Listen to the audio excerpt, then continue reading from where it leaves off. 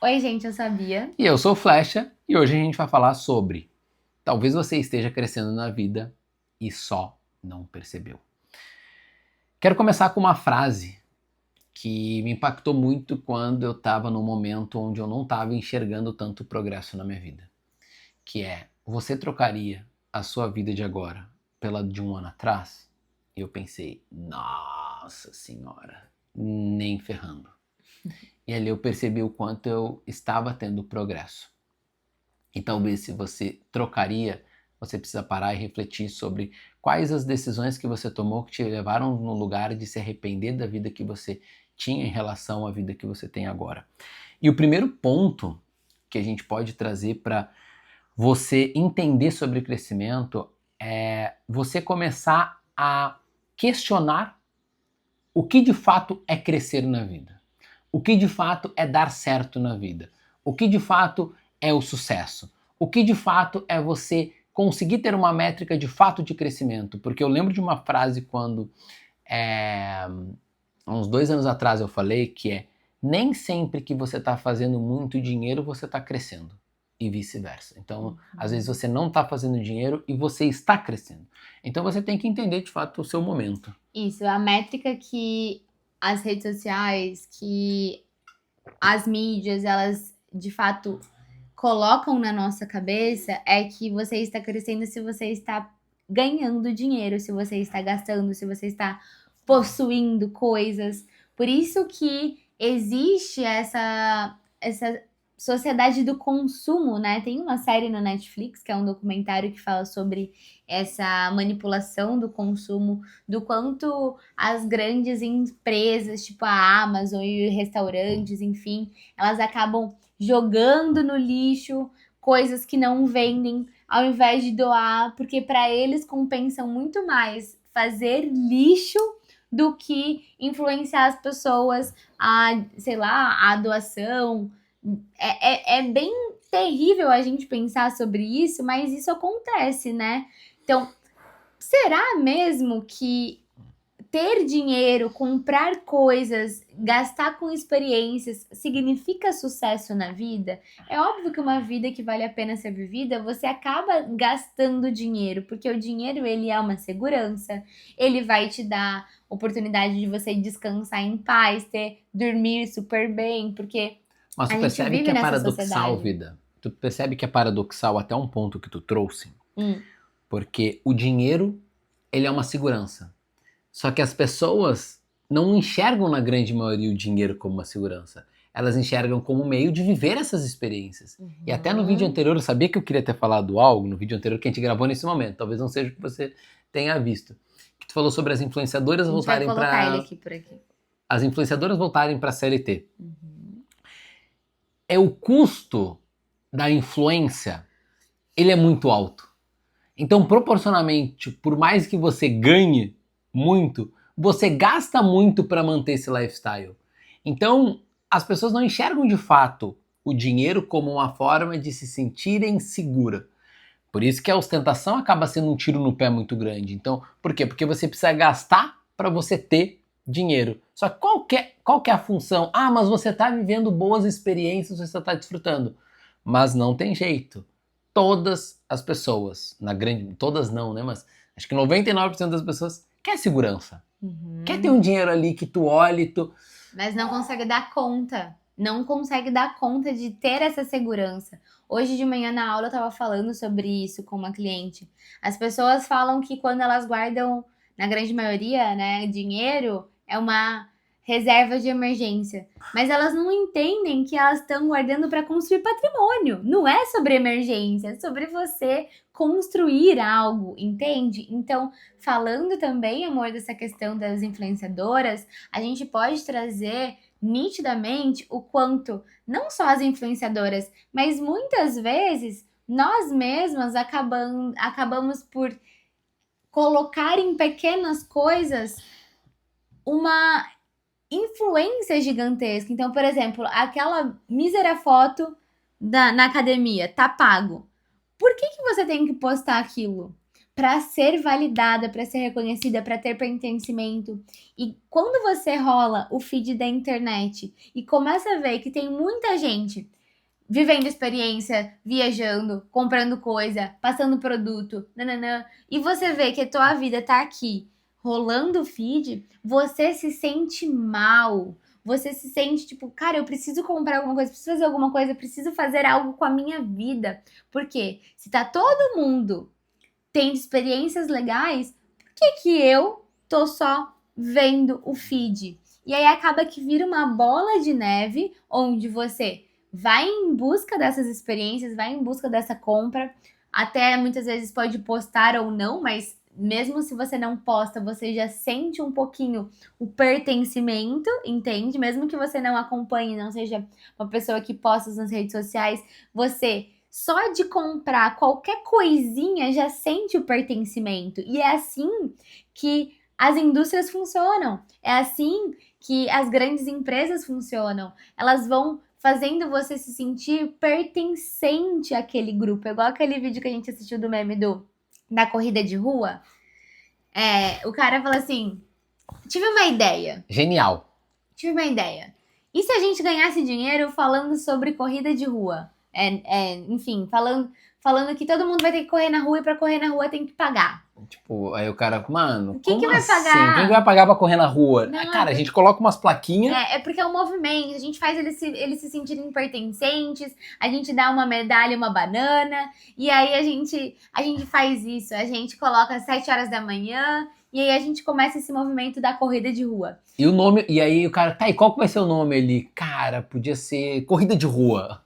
Vocês entendem que a sociedade do capitalismo acaba fazendo que coisas simples, gratuitas, que você não precisa de muitas coisas para ter aquilo ali, você acaba pagando, você acaba tendo o boné e não sei o quê, e a camiseta, e o tênis, e a roupa própria, e o colete, tudo para fazer você se sentir pertencente a algum manifesto, algum movimento, né, amor? E o grande ponto também é que é pra sempre sentir que vai faltar algo na sua vida. Tudo. Sempre vai estar faltando. Se E você aí, tem uma coisa, falta outra. E aí o ponto é trazer para vocês aqui que não é sobre não consumir, é sobre os extremos em relação às coisas. A gente já falou em vários vídeos em relação ao nosso posicionamento ser um posicionamento não extremista. Então, nem para um lado nem para o outro. A gente sempre fala do caminho do meio, da interseção entre as coisas, que a gente entende que acaba sendo o melhor caminho para a gente viver a nossa vida e que a gente acredita que é a melhor forma de viver. Porque quando a gente ignora o capitalismo, a gente ignora todas as coisas. E aí é impossível viver sem o capitalismo. Mas o grande ponto é onde a tua satisfação e a tua métrica de crescimento na vida é somente o que tu consome. Somente o ter. E aí isso vai a minha crítica ao que eu falo do quadro dos sonhos. E aí a minha crítica não é em correlação ao fato de que não funcione. Ele pode funcionar. Só que aí tem um conceito que eu adoro que é sobre possibilidade e probabilidade. As coisas elas podem ser possíveis, mas elas não necessariamente podem ser prováveis de acontecer. Ah, eu conheço alguém que fez o quadro dos sonhos e funcionou. Eu já fiz e funcionou para mim. Eu já fiz. Só que com o tempo eu fui analisando quantas pessoas não tinham resultado com esse quadro dos sonhos e quantas pessoas tinham. E o que se tem no quadro dos sonhos? É sempre o que tu quer adquirir. Nunca é sobre quem tu vai te tornar nesse caminho. Então, por exemplo, se eu pudesse colocar, eu poderia botar uma foto de uma pessoa que eu tenho referência intelectual dela. Não tem correlação com quanto ela tem de dinheiro. E hoje as pessoas que eu mais admiro e que eu mais tenho como métrica de sucesso, eu não sei quanto ganham, eu não sei onde moram, eu não sei o que comem. Eu admiro o intelecto dessas pessoas, como essas pessoas pensam, como essas pessoas se comunicam. Então, qual que é a minha métrica de crescimento hoje? Lógico que o financeiro ele é importante sim, mas para mim não significa sobre estar crescendo o tempo todo. Eu quero estar eu me desenvolvendo, porque durante a jornada, se eu estiver me lapidando, construindo e crescendo, naturalmente o dinheiro ele vai acompanhar. É uma questão de tempo para isso acontecer. Então. E num lugar de que eu tô há 5 anos, já vai fazer 6 anos que eu estou empreendendo, hoje, pela primeira vez na minha vida, aqui empreendendo, eu sinto que eu estou crescendo de fato. Crescendo. E eu falo do lugar onde hoje, vai fazer 6 anos, acho que dos últimos 4 anos, é a época que eu menos faço dinheiro. Em comparação a todos os outros anos.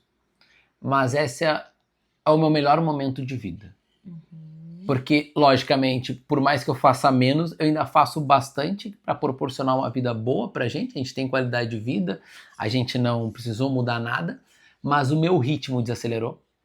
Eu tenho presença com a minha esposa, eu tenho presença com o nosso filho, eu tenho progresso em relação a conhecimento e estudo, eu pretendo fazer uma faculdade para me desenvolver ainda mais o meu conhecimento.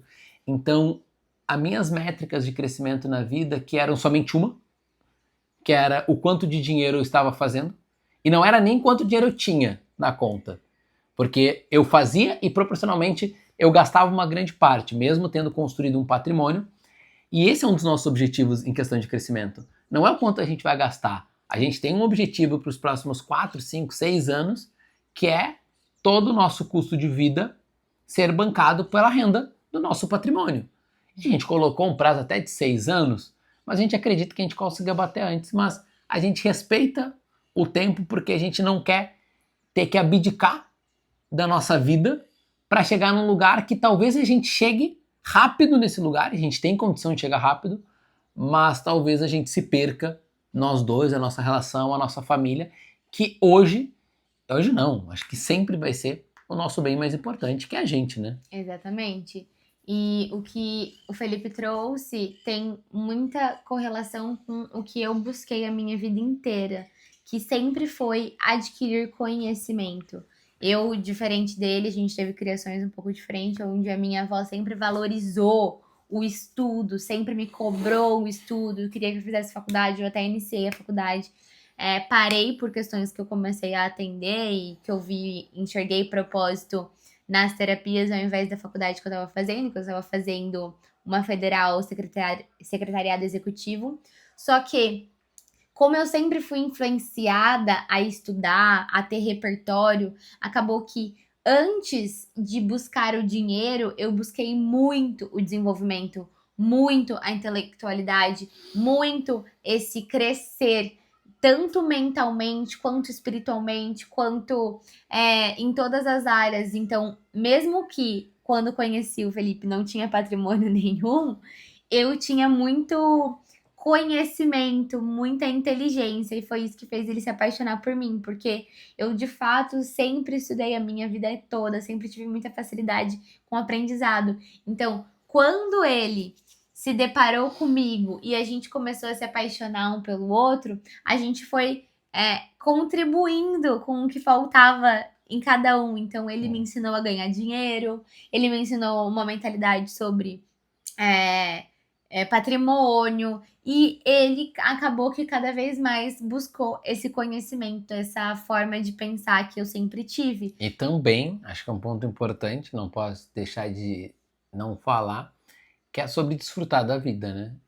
Acho que esse é o ponto mais importante que ela ensinou. Eu sou hoje o reflexo dela em relação à maneira que eu vivo, em relação a não digo levar a vida leve, porque eu sempre fui muito tranquilo, nunca tive objetivos assim, sempre deixei as coisas fluírem muito naturalmente, mas eu nunca relaxei de fato, eu nunca desfrutei. Nunca sentiu prazer nas coisas, né, amor? Exatamente. Então, por exemplo, ontem a gente passou, sei lá, umas 4 horas na praia. Eu não lembro a última vez que eu passei 4 horas na praia. Então, assim, são coisas que a gente vai enxergando que eu cresci na vida. E não é porque eu obriguei ele, tá, gente? Eu não peguei uma arma, apontei pra cabeça dele. Não.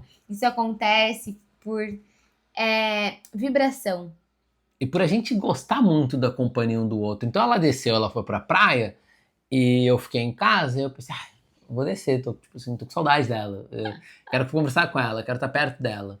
Mesmo que eu esteja lendo e ela esteja lendo, mesmo que ela esteja fazendo outra coisa, a gente gosta de estar próximo um do outro. E isso condiz também com essa questão da vibração, porque quando você é uma pessoa que você tá buscando sempre se lapidar num sentido não de alta performance, tá? Mas no seu estado de espírito, porque é o estado de espírito que conta. Então, não é sobre você estar o tempo todo performando para o outro, entregando para o outro que ele sente necessidade. É sobre você ter um estado de espírito tão gostoso, você conseguiu ter tanta leveza que a outra pessoa, ela se inspira, ela quer estar com você, ela tá querendo entender um pouquinho mais sobre como você pensa e sente. Então, eu tô o tempo todo aprendendo com o Felipe e ele tá o tempo todo aprendendo comigo em coisas que a gente não tá ensinando, a gente só tá vivendo, a gente não tá falando, ó, você tem que ser assim,